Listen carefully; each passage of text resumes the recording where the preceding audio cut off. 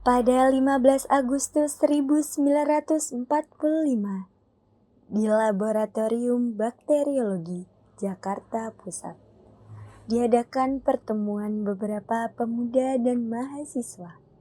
Pemimpin pertemuan tersebut adalah Sukarni dan Chairul Saleh.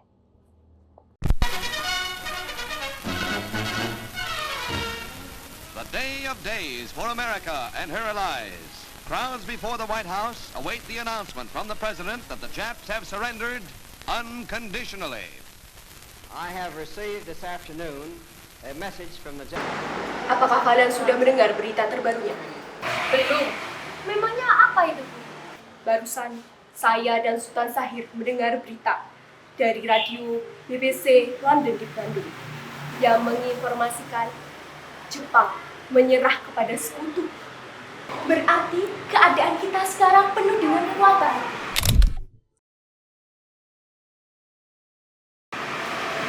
Benar. Demikian saya mengumpulkan kalian semua di sini untuk membahas keadaan kali ini. Kita harus segera memanfaatkan keadaan kali ini untuk segera menyusul kemerdekaan. Maka dari itu, mari kita sepakat menolak segala bentuk hadiah kemerdekaan dari Jepang. Karena kita akan musuh kemerdekaan. Udah benar, kemerdekaan itu adalah hak dan persoalan rakyat yang harus segera diproklamasikan. Mari kita semua meminta Presiden Soekarno dan Bung Hatta untuk dengan Jepang. Baiklah, jika kelas 47, bagaimana jika saudara Rada Darwis menemui kedua tokoh tersebut untuk membicarakan lebih lanjut dan menyampaikan keputusan kita semua. Bagaimana jika rapat siang ini kita tutup? Sampai sini, kalian semua bisa masuk ke kediaman masing-masing dan menunggu Soekarno dan Bung Hatta akan suara. Bila kalau begitu Bung, sampai jumpa besok pagi. Kami pergi dulu. Terima kasih atas informasinya. Terima kasih. Terima kasih. Terima kasih.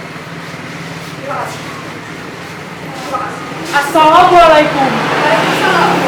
Wikana dan Darwis tiba di kediaman Soekarno di Jalan Penggangsaan Timur nomor 56, Jakarta, sekitar pukul 9 malam waktu Indonesia bagian Barat. Keduanya menyampaikan hasil-hasil keputusan rapat. Pada pertemuan itu, datang beberapa tokoh nasionalis seperti Muhammad Hatta, Iwa Kusuma Sumantri, Samsi, Buntaran, Switro, dan Ahmad Subarjo. Assalamualaikum. Waalaikumsalam. Ada apa gerangan saudara kemarin? Mari masuk.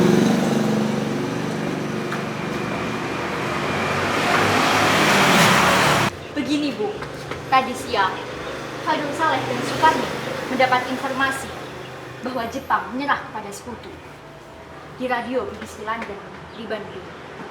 Maka dari itu, tadi siang kami dari golongan para pemuda berkumpul dan mengadakan rapat, dan hasilnya adalah kami setuju agar diungkap oleh Bung Hatta segera bersekutu. Apa yang dikatakan saudara Darwis benar, namun sebaiknya hal tersebut harus direncanakan dan diputuskan oleh PPKI terlebih dahulu. Kemerdekaan bukan hak Jepang, Bung. Itu hak kita. Maka dari itu kami mendesak agar proklamasi segera dilakukan pada 16 Agustus 1945 tanpa campur tangan Jepang. Begini, saudara Wikana dan saudara Darwis kembali ke kediaman masing-masing. Kami akan berhentikan dengan yang lainnya. Baik, terima kasih. Kami pergi dulu. Assalamualaikum. Darwis dan Wikana pun pulang ke kediaman masing-masing. Sementara itu, para golongan tua tetap berkumpul di kediaman Insinyur Soekarno untuk merundingkan hasil rapat para pemuda yang telah dibicarakan oleh Wikana dan Darwis tadi. Apa pendapat saudara sekalian mengenai rapat para pemuda tadi? Kemungkinan kita tidak dapat memenuhi permintaan para pemuda tersebut karena itu terburu-buru dan sangat mendadak. Benar, sebaiknya kita jangan gegabah dalam mengambil keputusan. Menurut saya, kita harus mempertahankan PPKI dan mengadakan sidang kembali. Baiklah, pada tanggal 16 Agustus 1945 kita rencanakan sidang PPKI dan proklamasi Republik Indonesia. Sidang sampai di sini saja. Baik, Bu. Sementara itu, menjelang 16 Agustus 1945, tepat pukul 12 malam, waktu Indonesia bagian Barat, di Asrama Baperpi, Cikini, 71 Jakarta. Para pemuda yang berkumpul, yang dihadiri oleh Sukarni, Yusuf Kunto, Dr. Muardi, Judanco Singgih, dan Chairul Saleh. Begini, menurut laporan dari Wikana dan Darwis setelah bertemu Soekarno dan Bung Hatta, nampaknya golongan tua takkan mau, walaupun sudah didesak seperti tadi. Seharusnya kita punya jalan keluar sendiri. Benar sekali. Apa ada saran? Bagaimana jika kita mengasingkan Insinyur Soekarno dan Muhammad Hatta keluar dari Jakarta agar mereka tidak terpengaruh oleh Jepang? Gimana kita mengasingkannya, Bung? Bagaimana jika Rengas Dengklok merupakan suatu kota di Karawang? Bagaimana juga jika markas ini merupakan markas peta yang berada di bawah Subeno? Para pemuda pun menyetujui ide Judanco Singgih tersebut. Tepat pukul 4 pagi, waktu Indonesia bagian Barat, Insinyur Soekarno dan Muhammad Hatta dibawa oleh sekelompok pemuda menuju Rengas Dengklok. Rombongan ini berangkat dari kediaman Soekarno yang dikawal oleh pasukan peta di bawah pimpinan Judanco Singgih. Mari ikut saya. Sebelumnya ada apa, saudara? Sejarah, ayo ikut saya. Mari ikut saya dulu. Ada apa nih, saudara? Sudah ikut saya dulu. Tidak. Ikut saya dulu. Rombongan Insinyur Soekarno dan Muhammad Hatta tiba di Rengas Dengklok dengan selamat pada pagi hari, tanggal 16 Agustus 1945. Soekarno Hatta berada sehari penuh di Rengas Dengklok. Begini, sebelumnya maaf kami telah membawa saudara sekalian dengan paksa kemari. Kami tak bisa menunggu lebih lama lagi untuk kemerdekaan Indonesia. Jadi mohon pertimbangkan kembali. Mohon bersabar, Bung Sukarni. Kami tahu para pemuda tak sabar, namun semua itu butuh waktu. Benar sekali. Kami akan mengusahakannya semuanya dan secepatnya. Saudara tidak usah khawatir dengan semuanya. Upaya pemuda untuk menekan Insinyur Soekarno dan Muhammad Hatta tidak berhasil.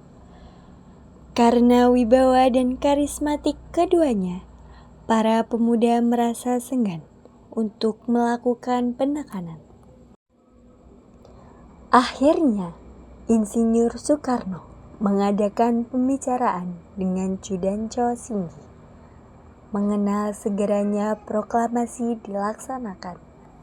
Ini, saya akan secepatnya melakukan proklamasi kemerdekaan Republik Indonesia dengan segera.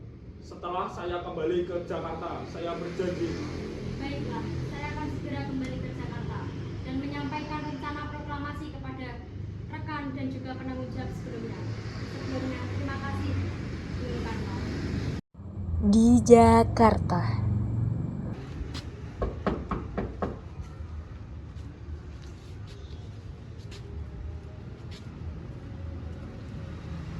Bagaimana saudara Witana? Apakah Anda setuju proklamasi dilaksanakan di Jakarta? Baiklah, saya setuju. Setelah ini Yusuf juga akan mengantar saudara dan sekretaris pribadi Anda pergi ke Rengas Dengklok untuk menjemput Insinyur Soekarno dan Bung Hatta. Baiklah. Dan sepakatlah para golongan tua dan para pemuda, proklamasi akan dilaksanakan di Jakarta. Semula Soekarni menolak pelaksanaan proklamasi tersebut di Jakarta. Namun, setelah Ahmad Subarjo memberikan jaminan, Soekarni menyatakan kesetujuannya. Diputuskan pada malam itu juga agar semuanya kembali ke Jakarta. Sekitar pukul 11 malam waktu Indonesia bagian Barat, rombongan dari Rengas Dengklok tiba di Jakarta. Ketika Insinyur Soekarno dan Muhammad Hatta datang ke rumah Laksamana Maeda, di sana sudah menanti BM Diah dan surat kabar Asia Semaun Bakri dari Jawa Kokokal, Sayuti Melik, Iwa Kusuma Sumantri, dan para anggota PPKI. Sementara itu, Ahmad Subarjo dan Iwa Kusuma Sumantri mendatangi kediaman para pemuda untuk mengajak mereka ke rumah Laksamana Maeda. Assalamualaikum. Waalaikumsalam. Silakan duduk.